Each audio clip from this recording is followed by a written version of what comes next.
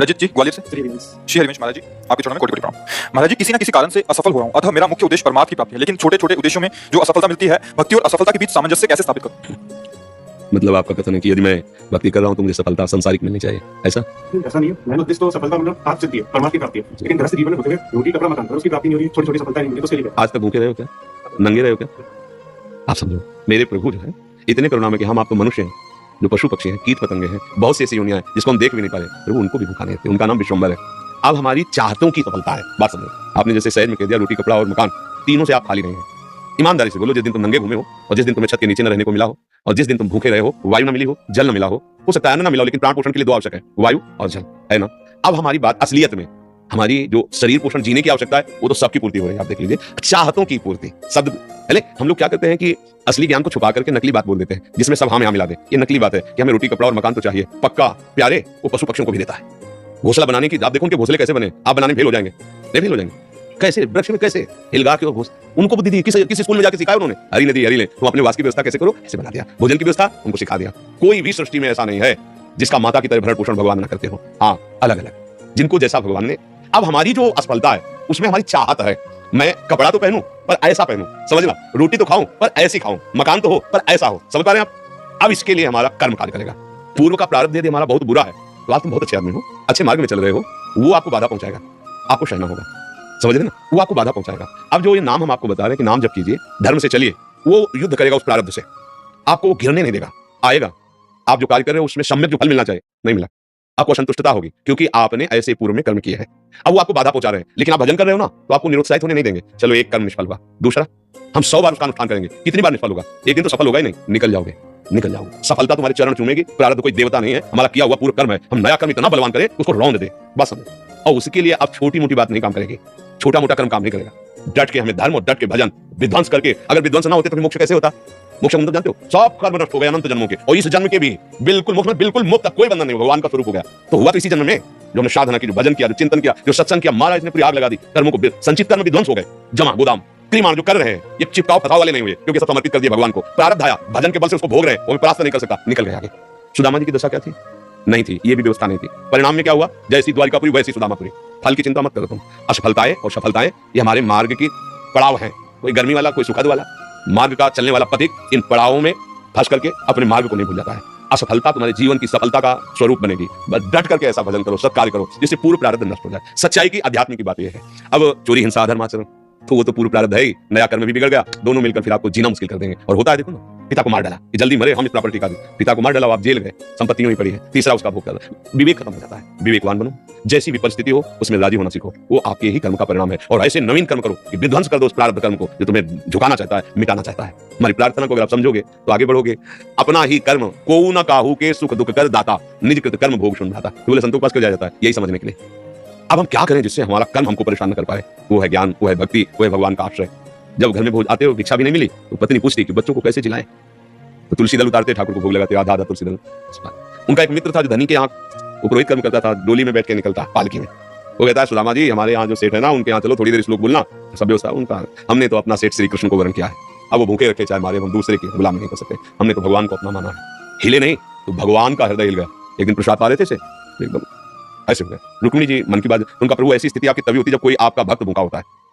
भगवान के आंसू आ गए। हमारा पुराना मित्र है सुदामा, और कई दिन से उसके घर में भोजन नहीं। बच्चे बोले, प्रभु आप दुखी हो रहे हो, महालक्ष्मी स्वरूप आप आदेश करो, त्रिभुवन की राजलक्ष्मी उसके घर में। तो उनका बात तो यही कि उसके अंदर कामना नहीं है, और मेरे भक्त के अंदर यदि कामना नहीं होती तो माया मैं नहीं देता। मेरे भक्त के अंदर कामना नहीं होती तो मैं माया, वो निष्काम भक्त है सुदामा, उसके अंदर कभी कामना आ ही नहीं सकती कि भगवान भोजन तो दे दो, कभी नहीं। तो रुक्मिणी जी ने कहा, हम आपका दुख नहीं दे सकते, कि हम कुछ रचती है। तो कहा, पहले हमें कामना पैदा करना पड़ेगा। भगवान सोच रहे पहले हमें भक्त के हृदय में कामना पैदा करना पड़ेगा। गए एक भिक्षुक के रूप में, जब सुदामा जी भिक्षा को गए थे, भिक्षाम दे, अतिथि धर्म गृहस्थ में बहुत बड़ा धर्म था, दरवाजे आए हुए का आदर करना चाहिए, तो कुछ ना हो तो वचन से है। निकली भिक्षाम दे, तो उनका भगवान हम भिक्षा देने लायक नहीं है। क्यों? उनका एक पुत्र हुआ है इसलिए सूदक है। ठीक है, 15 दिन बाद आ जाएंगे, बोले मत आना, क्योंकि हमारे जो पुत्र हुआ है वो दरिद्र नामक पुत्र हुआ है, और इसका सूदक पूरे जीवन में नहीं जाएगा। अर्थात हम दरिद्र हैं, हमारे पास कुछ है ही नहीं जो मैं आपको दे सकूं। भगवान ने कहा, सुना है तुम्हारे पति के मित्र द्वारिकाधीश भगवान है, जिनके मित्र श्री कृष्ण द्वारिकाधीश हैं, उनकी ये दशा। एक बार कहो ना अपने पति से कि अपने मित्र के पास जाएं। भगवान चले, पत्नी आए, जब आए सुदामा जी तो पत्नी ने कहा कि हाँ, हमें तो स्मरण में था आपके मित्र द्वारिकाधीश है ना, आप उनके पास जाओगे तो मैं कभी इस बात के लिए नहीं जाऊंगा कि श्री कृष्ण मुझे सांसारिक वस्तु दें। नहीं नहीं, बोले आप कब प्यारी मांगना, आप केवल जाओगे तो आपकी दशा देख करके आपको दे देंगे। बोले तुम कहती हो तो हमें दर्शन मिलेंगे मेरे प्यारे के, इसलिए मैं जा सकता हूँ।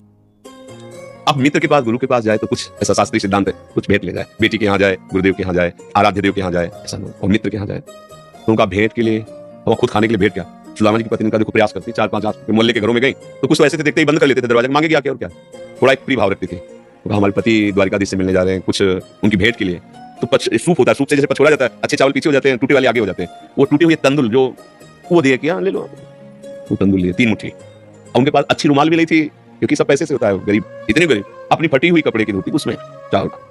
पूरा बहुत बड़ा चरित्र। पर जब भगवान के द्वार में पहुंचे, जहां ब्रह्मा और शंकर भी खड़े रहना होता है, वो द्वारकाधीश का वैभव, द्वार पर दरिद्र ब्राह्मण फटी सी, इतनी बीमारी है, ऐसा शरीर है, आंखों में भगवत तेज समाया हुआ है भगवान। तो उनका भैया एक बार को अपने स्वामी से कह दो जाके कि सुदामा नाम का कोई आपका मित्र आया, बस ऐसा।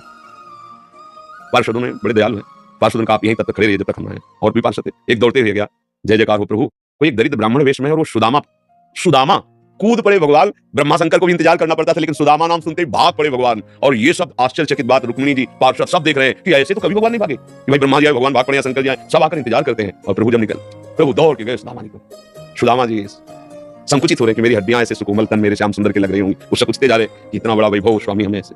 भगवान ऐसे अपने हाथ से चरण पखारे सुदामा जी के, थाल रखकर। रुक्मिणी जी आश्चर्यचकित हो रही है, ऐसा कोई तपस्वी, ऐसा कोई महात्मा जिसके ऐसे भगवान अभी तक तो नहीं देखा, जैसा इस ब्राह्मण। और धोती कई जगह से फटी थी, जो दुपट्टी उसको कई ऐसे केवल अंग ढके हुए थे, ऐसी धोती थी, हड्डियां शरीर में। रुक्मिणी जी के पलंग पे बैठाला भगवान ने, जिस पलंग को ब्रह्मा शंकर नमस्कार करते हैं, उस पलंग पे बैठाला, चरण धोए, चरणामृत लिया, हो भाग्य आप पधारे, भोजन पानी से चरण दाब रहे। सुदामा जी से दास पर कितनी प्रीति प्रभु करते हैं। 2-3 दिन 4 दिन सबसे प्रभु मिलवा रहे, परिचय कर, मेरे मित्र सुदामा जी हैं, ऐसे बैठे। और सबके बीच में कहा कि ब्याह हो गया है, क्योंकि जब मित्र बने थे तब तो गुरुकुल में थे। सुदामा जी कहा पुत्र भी है, तो भाभी ने कुछ दिया भी होगा हमारे लिए। अब ये वैभव, हाँ, अब वहां फटे कपड़े में तंदुल कैसे? बोले देखो पहले चूक की थी, गुरु माता ने चले दिए थे हमारे लिए, और फिर चूक कर रहे हो, कुछ दिया है? अब भगवान ने ऐसे हाथ पकड़ा, उनका उठाया, इतनी स्वादिष्ट कीमती वस्तु तुम छुपाए रखे हो, खोला, उस फटे पुराने कपड़े में लपटे हुए तंदुल, रोमांच हो रहा भगवान को। रुक्मिणी जी देख रहे कि ऐसी प्रसन्नता से तो 56 भोग भगवान नहीं पाते द्वारिकाधीश, जैसी तो इस गरीब ब्राह्मण के तंदुल पार है भगवान। दूसरी मुट्ठी ली, तीसरी में रुक्मिणी जी ने हाथ पर, प्रभु बस इतना काफी है इनके लिए। 2 मुट्ठी में 2 लोग का वैभव सुदामा को। प्रगट में 25 पैसे भी नहीं दिए, एक भी वस्तु ले। 3-4-5 दिन आनंद लिए, तो फिर सुदामा जी से कहा कि तो भगवान ऐसे चले। सुदामा जी ने सोचा कि प्रगट में तो कुछ दिया नहीं, हमें लगता विदा करने चले तो कुछ अगर 2-4 असरफी भी होंगी तो खान पान व्यवस्था तो चली जाएगी। भगवान ने कहा जो अच्छे कपड़े पहनाए थे, रास्ते में कोई उतार सकता है तो उतार दो, अपनी धोती पहन लो। रास्ते बोले आप इधर से ऐसे जान, फिर वहां से मुड़ जाना। बोले हम तो आए थे तो रास्ता तो जानते ही, प्रभु चले जाए। और रास्ते में सोच रहे मेरे मित्र कितने कृपालु हैं, मुझे इसलिए नहीं दिया कि ये कहीं मेरा चिंतन छोड़कर धन का चिंतन न करें। हे श्री कृष्ण, सदैव आप जैसा ही मित्र मिले। सोचते सोचते आए तो देखा फिर वही द्वारिकापुरी। बोले मेरी बुद्धि मारी गई है कि वास्तविक यहाँ कोई रचना हो गई, यहाँ तो हमारी छोटी सी कुटिया थी। ऐसा देखा कि उनकी पत्नी जो है स्वर्ण थाल लिए दास दासियों से आरती उतारने। तुमका तुम कौन हो? तुमका आपकी दासी हूँ, आपकी पत्नी। ये सब बोले जिनके पास गए थे ना, उन्होंने सब अश्रुपुलकित हो रहे कि वास्तविक तेरे दरबार की आली निराली शान ये देखी, सखावत खुद तेरी गलियों में चक्कर काटते देखा, फैलाया हाथ जिसने तेरे दरबार में आकर तुझे देते ले देखा, मगर झोली भरी देखी। ऐसे अगाध सिंधु भगवान का दासत्व भला हमको निष्फल कैसे हो जाए? हम जो राधा राधा जप रहे हरि हरि, ये कभी निष्फल हो सकता है। पर धैर्यवान रहो, धैर्यवान रहो, समय से जब आएगा तो आप निहाल हो जाओगे। अश्रद्धा मत करो, और ऐसा भी मत सोचो कि भरण पोषण हमें ऐसा नहीं, त्रिभुवन में कोई नहीं है, सबको जैसे राजी हैं भगवान वैसे सबका भरण। किसी को 1 कुंतल मांस चाहिए तो उस पशु को भगवान उतनी व्यवस्था की है, किसी को कितना चारा चाहिए उतनी व्यवस्था की है, कितना सबको पूरी सृष्टि को भगवान दे रहे हैं। इसलिए ऐसा तो कभी अश्रद्धा करना मत, और धर्म से चलते रहो, नाम जप करते रहो, पूर्व कर्मों से लड़ो, निराश होना मत सीखो। आज सफल नहीं है तो हम कल सफल होंगे। ऐसा नहीं कि हर कर्म हमारा निष्फल चला जाए, ऐसा नहीं।